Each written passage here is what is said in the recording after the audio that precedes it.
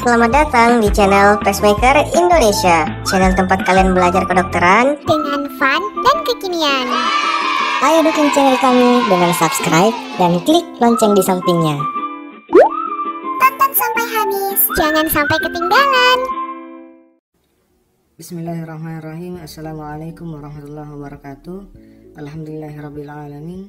Allahumma sholli ala sayyidina Muhammad wa ala ali sayyidina Muhammad. Ya baik teman-teman, sebelum kita mulai membahas materi kita kali ini, marilah kita berdoa terlebih dahulu, sebab Allah Subhanahu wa taala memberikan keajaiban-keajaibannya di dunia lewat doa-doa kita. Ya, kali ini kita akan membahas terkait neurotrauma.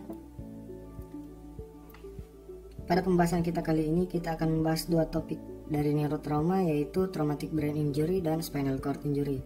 Nah, untuk yang pertama, kita bahas terlebih dahulu adalah traumatic brain injury. Pada topik ini kita akan membahas beberapa poin. Nah, untuk yang pertama, kita akan bahas terlebih dahulu tentang apa itu neurotrauma. Cedera kepala atau traumatic brain injury itu disebabkan oleh karena adanya trauma mekanik, baik secara langsung maupun tidak langsung, yang mengakibatkan adanya gangguan yang sifatnya sementara ataupun permanen, yang nantinya akan mengakibatkan beberapa manifestasi klinik, salah satunya adalah defisit neurologis. Untuk mekanisme injurinya sendiri kita bagi dalam 3 mekanisme, yaitu dekompresi, di mana adanya benda yang tiba-tiba datang, tidak salam, tiba-tiba saja menghantam kepala, akhirnya menyebabkan cedera. Mekanisme ini dapat dibedakan menjadi luka tembus dan luka tidak tembus. Bedanya, jika telah melewati dura mater dapat diklasifikasikan sebagai luka tembus, dan jika belum kita klasifikasikan sebagai luka tidak tembus. Ya, salah satu contohnya adalah luka tusuk ataupun luka tembak. Nah, untuk yang kedua adalah mekanisme akselerasi dan deselerasi. Kali ini kepala yang mendatangi si bendanya. Misalnya saja dinding. Nah, benturan ini yang mengakibatkan cedera pada parenkim. Misalnya yang cedera itu di bagian anterior, maka lesi yang dekat dengan lokasi cedera kita sebut sebagai cop injury, dan yang kontralateralnya kita sebut sebagai counter cop. Dan untuk mekanisme ketiga adalah rotasi atau torque. Nah, ini sering terjadi pada atlet-atlet tinju. Nah, siapa yang paling berisiko? Yang pertama adalah pengguna obat-obat terlarang, cinta terlarang, mama papa larang. Nah, yang kedua adalah orang tua yang sedang mengkonsumsi alkohol, tapi ini mirip-mirip teh anget. Nah, untuk kelompok yang paling sering adalah pengendara bermotor, cabe yang suka standing motor, anak-anak juga mungkin karena sering lari-larian dan akhirnya terpecor. Nah, untuk klasifikasinya sendiri terbagi atas primer dan sekunder, kemudian dibagi berdasarkan jenis lesinya, yaitu diffuse dan lesi vokal.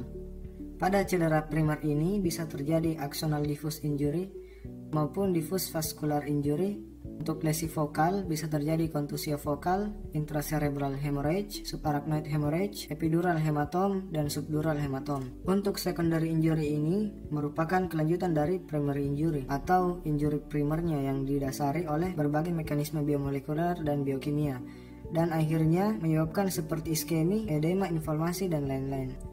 Nah, salah satu yang sering ditemukan adalah fraktur basis kranii. Cedera ini biasanya terjadi akibat benturan yang keras. Biasanya banyak ditemukan di jalan-jalan ketika adanya kecelakaan bermotor. Nah, ada beberapa tanda yang khas untuk fraktur basis kranii. Yang pertama adalah raccoon eyes. Ya, ini mirip style make up latte challenge. Bisa terjadi rhinore, otore. Rhinore dan otore ini biasanya bercampur dengan cairan cerebrospinal. Selain itu, bisa terbentuk yang namanya battle sign. Rhinore dan otore ini akan memberikan gambaran khas berupa halo sign atau double ring sign yang biasanya didapatkan di pakaian pasien. Halo sign ini terbentuk oleh karena perpisahan darah dengan cairan cerebrospinal. Kita sudah tidak bisa bersatu lagi, kita tidak sefrekuensi, lebih baik kita berpisah saja. Selanjutnya, kita akan membahas terkait brain hematom. Di sini terbagi atas epidural hematom, subdural hematom, subarachnoid hemorrhage, dan intracerebral hemorrhage. Untuk yang pertama kita akan bahas terkait review anatomi. Di sini ada beberapa struktur yang perlu teman-teman ketahui terkait lokasi perdarahannya. Untuk yang pertama yaitu dura mater. Dura mater ini terdiri dari pars periosteal dan pars meningeal. Di antara dura mater, pars periosteal, dan meningeal ini terdapat arteri dan vena meningeal yang biasanya ruptur dan mengakibatkan epidural hematom hematom.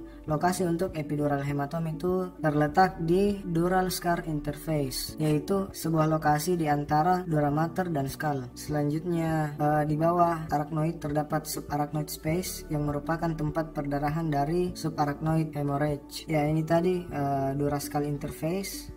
Selanjutnya adalah arachnoid dura interface, yaitu lokasi di antara dura mater dan arachnoid mater.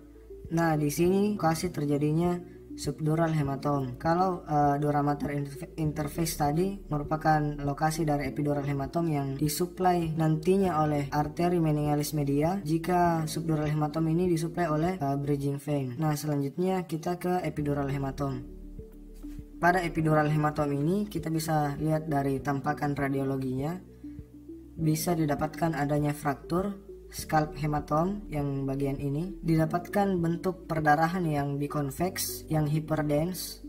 Nah, pendarahan ini tidak bisa melewati sutura tetapi bisa melewati falx cerebri. Epidural hematom ini diakibatkan oleh karena rupturnya arteri meningalis media yang merupakan cabang dari arteri maxillaris. Nah, untuk klinis yang bisa didapatkan, biasanya didapatkan penurunan kesadaran disertai lucid interval. Ini adalah khas pada epidural hematom. Lucid interval yang dimaksud di sini adalah ketika terjadi kecelakaan. Nah, orang yang kecelakaan ini biasanya terjadi penurunan kesadaran pada awalnya. Nah, setelah itu dia mengalami fase sadar penuh. Biasanya dia bertanya-tanya ke orang sekitar, "What's going on?" Nah, setelah itu terjadi kembali fase penurunan kesadaran. Pada epidural hematom ini terjadi ekspansi yang cepat dikarenakan tekanan dari arteri sistemik yang nantinya bisa memberikan komplikasi berupa transtentorial herniasi. Biasanya untuk epidural hematom ini didapatkan GCS yang masih di atas 8 dan tidak didapatkan defisit neurologis vokal.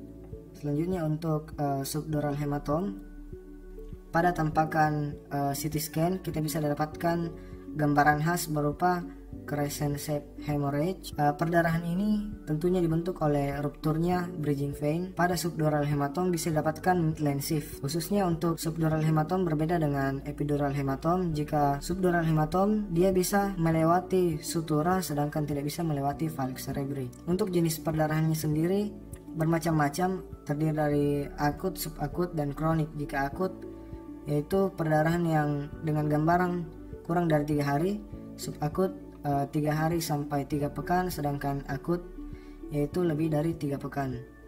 Nah, untuk subdural hematom gambaran klinisnya ini biasa terjadi pada anak-anak shaking baby yang biasanya diayun terlalu kencang, terlalu keras, dan akhirnya berdampak kepada subdural hematom.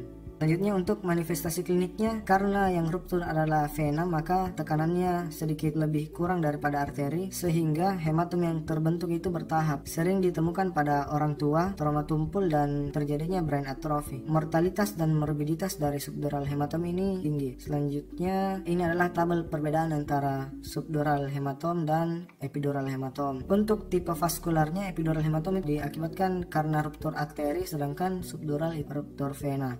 Usianya untuk epidural hematom biasanya usia lebih muda antara 10 sampai 30 tahun, sedangkan subdural usia yang paling sering adalah usia tua yaitu di atas 40 tahun. Pada epidural hematom sering ditemukan lucid interval, sedangkan pada subdural hematom jarang ditemukan.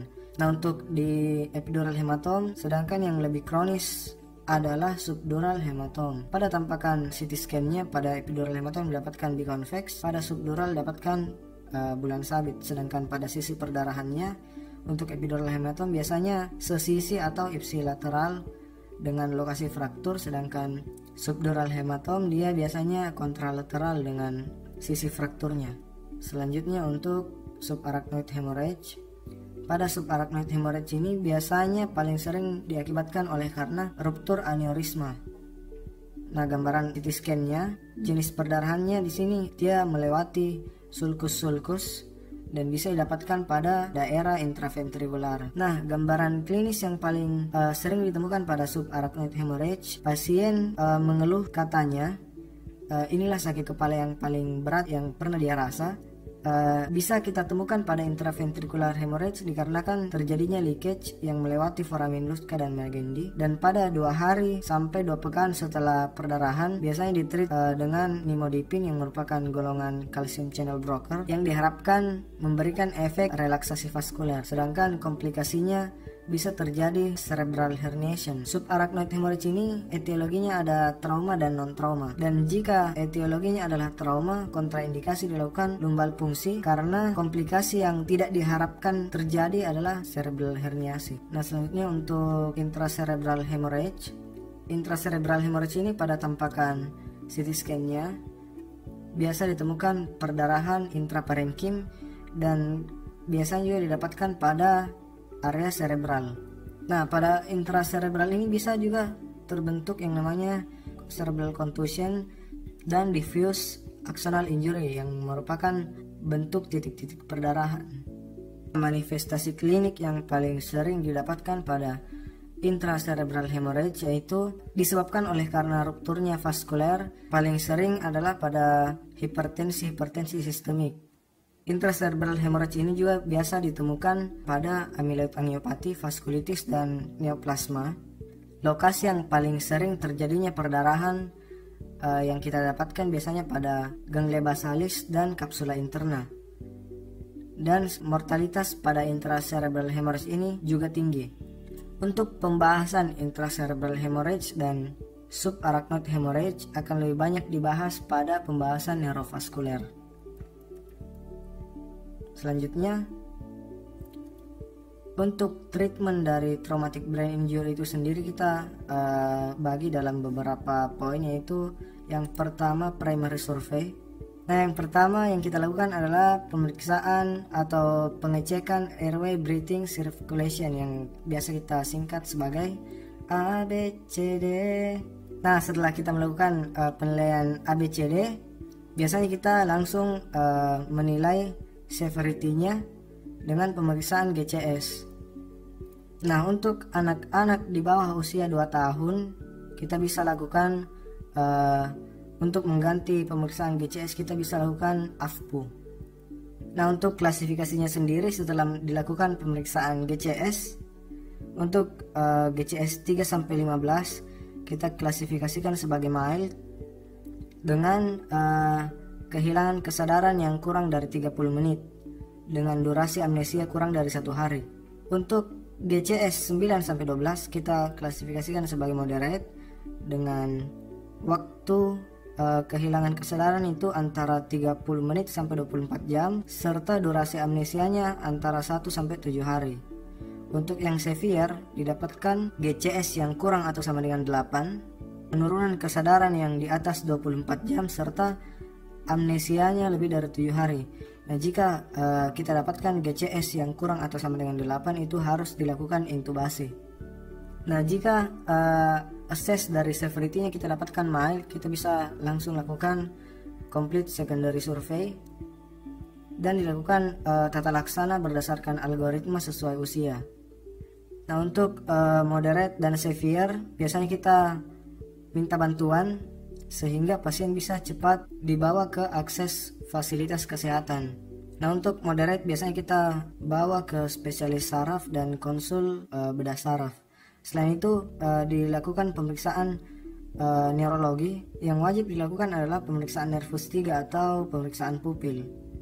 Selanjutnya untuk farmakologinya, jika terjadi trauma atau perdarahan kepala, traumatic brain injury, biasanya tidak jarang pasien mengalami hipoperfusi dan akhirnya mengalami hipotensi dan ujung-ujungnya dia mengalami shock. Dan jika pasien sudah mengalami shock, kita harus mempertahankan perfusi cerebral di atas 60 mmHg. Untuk mempertahankan perfusi cerebral di atas 60 mmHg, kita harus mempertahankan mean arterial pressure kurang lebih 70 mmHg atau tekanan sistoliknya di atas 100 dengan cara pemberian kristaloid yang merupakan cairan isotonis. Nah, mengapa kita tidak berikan cairan hipotonis? Karena pemberian hipotonis ini bisa berakibat kepada komplikasi yang berupa edema cerebral. Nah, jika beberapa kasus bisa diberikan manitol tergantung ada terjadi peningkatan tekanan intrakranial atau tidak. Nah, beberapa penelitian menyebutkan bahwa steroid baik digunakan untuk mengakses edema cerebral, ada juga yang mengatakan tidak baik. Selain tata laksana, cairan, dan farmakologi dan lain-lain, kita bisa lakukan bed rest dengan posisi kepala yaitu 30 derajat. Bisa diberikan sedatif untuk menurunkan aktivitas cerebral dan monitoring tekanan darah. Selain itu, kita harus memonitoring atau memantau tanda-tanda peningkatan tekanan intrakranialnya. Nah, setelah itu kita bisa lakukan tata laksana pembedahan dengan kriteria untuk epidural hematom. Didapatkannya perdarahan yang lebih dari 40 cc dengan disertainya midline shift. Didapatkan perdarahan lebih dari 30 cc pada bagian posterior dengan risiko penekanan pada brainstem. Didapatkan perdarahan progresif atau didapatkannya kehilangan kesadaran yang progresif. Begitupun dengan subdural hematom. Jika didapatkan intracranial hemorrhage dengan beberapa keadaan ini, juga dilakukan tata laksana pembedahan pada perdarahan yang diakibatkan oleh karena adanya fraktur impresi, adanya fraktur kepala yang disertai cerebral laserasi, fraktur terbuka, ataupun adanya edema cerebral disertai peningkatan tekanan intrakranial. Ya, selanjutnya selesai? Belum. Kita akan lanjut kepada pembahasan spinal cord injury. Pada pembahasan ini kita juga membaginya dalam beberapa poin. Yang pertama yang kita akan bahas terkait review anatomi. Di sini kita bisa lihat segmen medulla spinalis yang terdiri dari 8 nervus spinalis pada segmen cervical, 12 pada segmen torakal, 5 pada segmen lumbal dan sakral, dan 1 pada segmen coccygeal.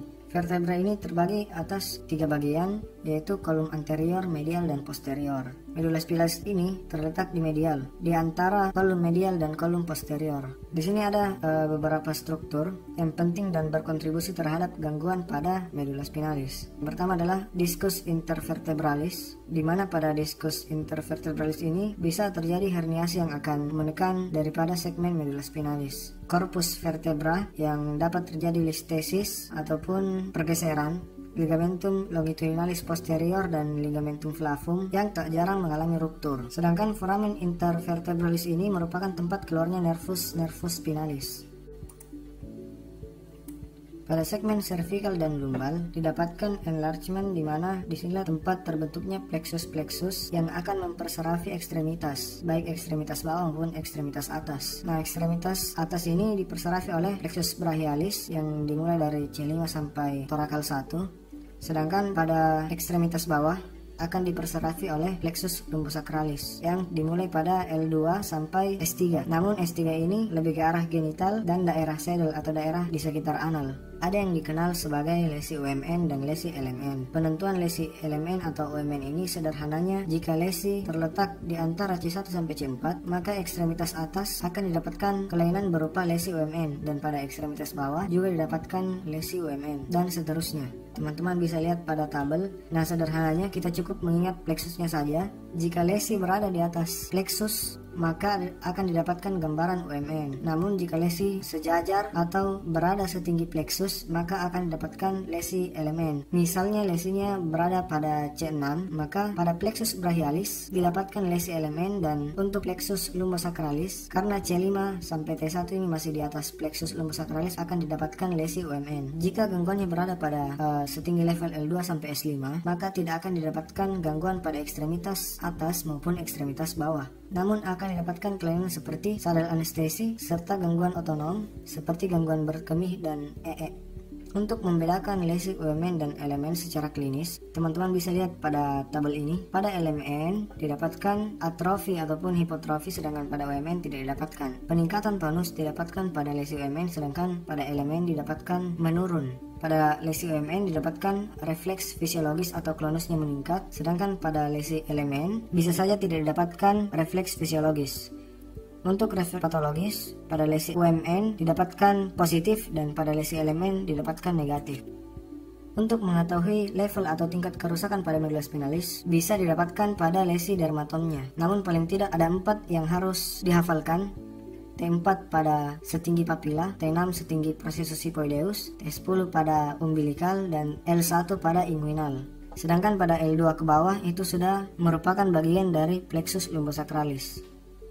Nah, selanjutnya Untuk menulis merupakan suatu proses yang sangat kompleks yang membutuhkan beberapa struktur dan mekanisme saraf. Secara umum, kita bagi menjadi dua jalur, yaitu jalur sensorik atau ascending yang dimulai dari reseptor yang ada di perifer yang menuju sampai ke kornu posterior, terus naik sampai ke korteks yang melewati beberapa jalur dan mengalami 3 kali pergantian neuron. Sedangkan untuk jalur motorik atau descending yang berjalan dari korteks sampai ke kornu anterior dengan melewati beberapa jalur, ini yang kita sebut sebagai upper motor neuron. Sedangkan dari kornu anterior sampai ke efektor kita sebut sebagai lower motor neuron.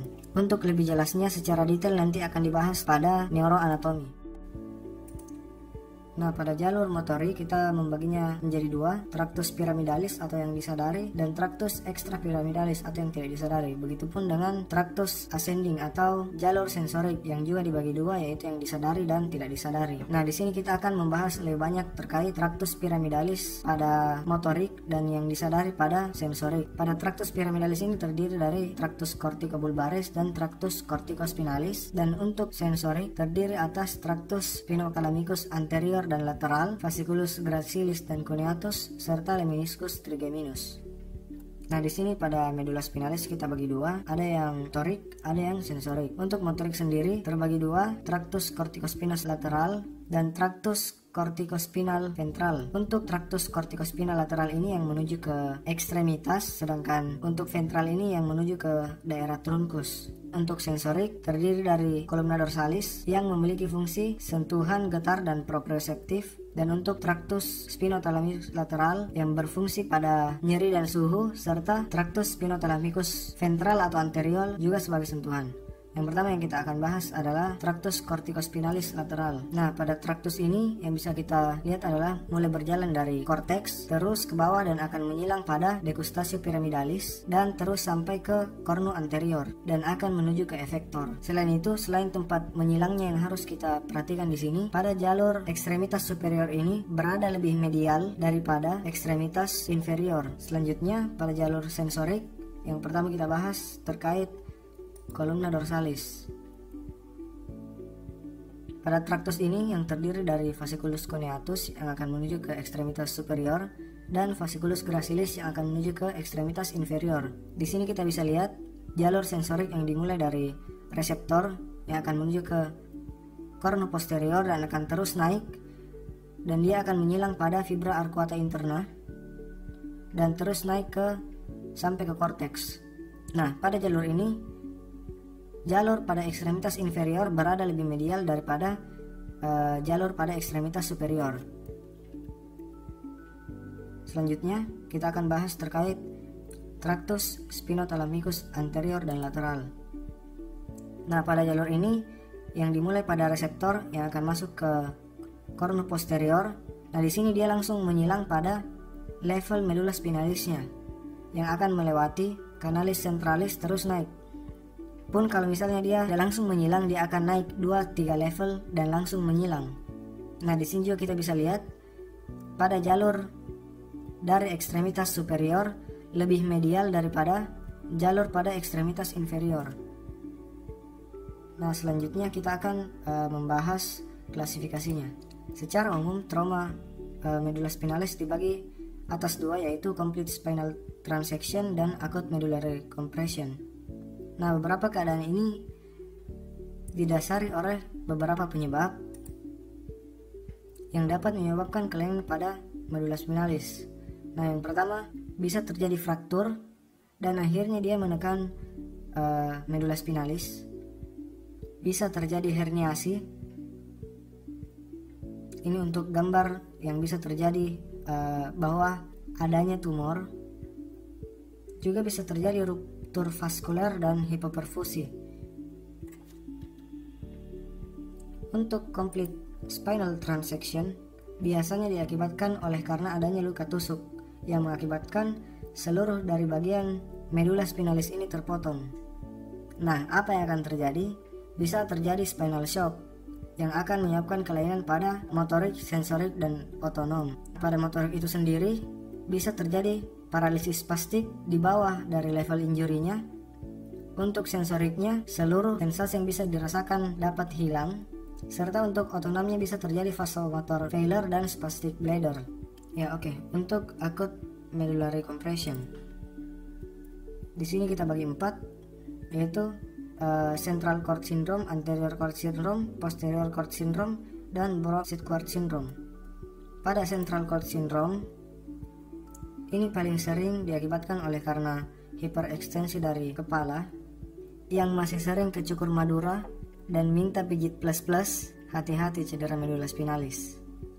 Nah, cedera ini lokasinya di sentral dan semua jalur traktus terkena. Nah, di sini terjadi kehilangan fungsi motorik dan sensorik, tergantung pada tinggi level cederanya. Pada gambar ini kita contohkan jika cederanya di area servikal, maka pada ekstremitas atas akan lebih berat daripada ekstremitas bawah. Mengapa demikian? Sebab jalur yang tadi kita jelaskan bahwa pada traktus corticospinalis dan spinothalamicus anterior dan lateral, untuk jalur ekstremitas atasnya berada di medial. Sedangkan untuk columna dorsalis, ekstremitas atasnya terletak pada lateral. Nah, jika terjadi cedera di area sentral pada level cervical, maka ekstremitas atasnya akan lebih berat daripada ekstremitas bawah. Selain itu, prognosis untuk central cord syndrome ini, prognosisnya dubia. Selanjutnya pada anterior cord syndrome, nah ini paling sering terjadi akibat masalah pada arteri yang memberikan vaskularisasi yang buruk oleh karena adanya struktur seperti tulang dan kartilago yang menekan, yang pada akhirnya bisa terjadi iskemi. Nah, pada anterior cord syndrome ini yang bermasalah pada area corticospinalis lateral, spinothalamicus lateral, dan spinothalamicus anterior. Klinis yang bisa ditemukan adalah hilangnya sensasi nyeri dan suhu di bawah level injurinya, serta gangguan motorik bilateral. Sedangkan pada proprioseptifnya dikarenakan pada segmen posterior tidak terjadi masalah apapun.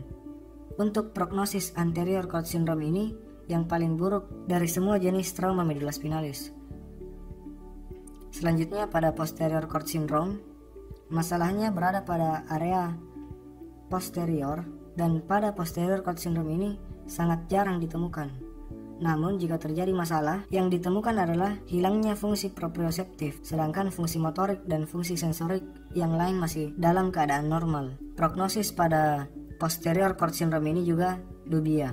Selanjutnya pada Brown-Séquard cord syndrome, di sini yang bermasalah adalah setengah dari segmen medula spinalis yang sering diakibatkan oleh karena trauma penetrasi seperti ditembak atau ditusuk, bisa juga karena tumor, iskemi, dan infeksi. Nah, pada contoh kali ini cederanya berada di kanan, maka yang terjadi gangguan adalah hilangnya fungsi motorik dan proprioseptif pada sisi ipsilateral dan hilangnya sensasi nyeri dan suhu pada sisi kontralateralnya.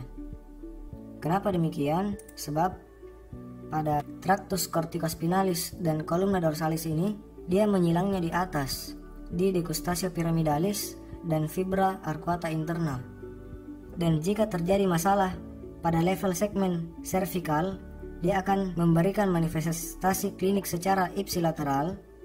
Sedangkan pada traktus spinothalamicus yang membawa sensasi nyeri dan suhu, dia langsung menyilang atau pada 2-3 level di atasnya. Sehingga jika terjadi masalah pada level cervical akan memberikan efek secara kontralateral. Nah, selanjutnya untuk prognosis dari Brown-Séquard syndrome ini, yaitu yang paling baik di antara semua jenis trauma medula spinalis. Selain itu, kita akan bahas terkait sedikit tentang cauda equina syndrome, meskipun sudah berada di luar daripada medula spinalis. Nah, jika terjadi masalah pada conus medullaris, kita namakan sebagai conus medullaris syndrome, dan jika terjadi masalah pada cauda equina, kita namakan sebagai cauda equina syndrome.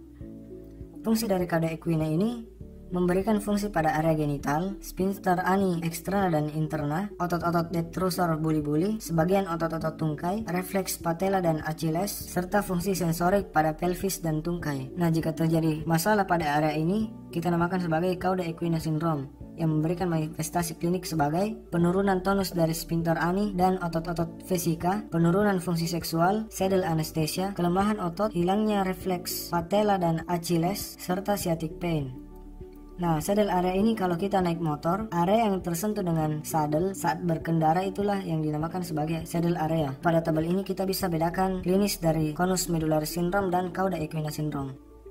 Untuk menilai impairmentnya, yang bisa kita gunakan adalah ASIA score yang dibagi dalam beberapa klasifikasi yang membedakan antara skala C dan skala D adalah pada pemeriksaan kekuatan otot. Jika kekuatan otot masih di atas 3, kita klasifikasikan sebagai skala D, dan jika kekuatan otot di bawah 3, kita klasifikasikan sebagai skala C. Untuk skala B, jika terjadi gangguan sensorik dan tidak terdapat gangguan motorik, sedangkan pada skala A didapatkan gangguan motorik ataupun sensorik sampai pada segmen S4 sampai S5. Sedangkan pada skala E itu normal. Selanjutnya, ini adalah rangkuman atau summary yang teman-teman bisa lihat. Nah, di sini kita fokus pada treatmentnya.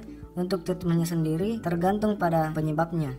Untuk penanganan awal di 8 jam pertama, kita bisa berikan metilprednisolon secara injeksi intravena dengan dosis 30 mg per kilogram berat badan yang habis dalam 15 menit pertama, dan selang 45 menit kemudian lanjutkan dengan dosis 5,4 mg per kilogram berat badan dalam 23 jam berikutnya.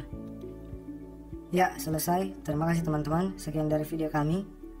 Kalau ada yang salah datangnya dari kami, dan kalau ada kebenaran datangnya dari Allah Subhanahu wa taala. Semoga bermanfaat. Wassalamualaikum warahmatullahi wabarakatuh.